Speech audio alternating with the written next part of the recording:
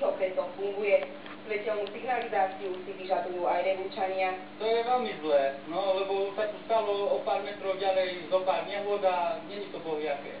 Boli vlaky, čo zobralo mimo to. Náprava tu ale nenastane. A to nie len pre nízky počet premávajúcich vlakov, ale aj pre zlý stav koľají.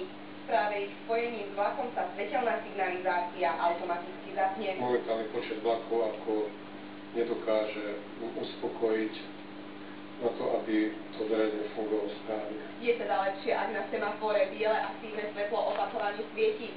Cestným vodičom tak dáva signál, že železničné priecestie je bez poruchy a plne funkčné. Do Poliarebucej pre televíziu Joj Martina Molčanová. 2 mesiace stačili dlhokým dvojičkám na to, aby dobili svet. A nielen preto, že už teraz majú 2 metre. Nebojte sa, nejde o žiadnu vážnu rastovú poruchu. Reč je totiž o 2 žirafách. Ostatné zvieratá v čínskej zoo museli ustúpiť hlavným hviezdam, 2 žirafým samčekom. Nové baby sa narodili ešte minulý rok, no na debut si museli počkať, kým trošku zosilnejú.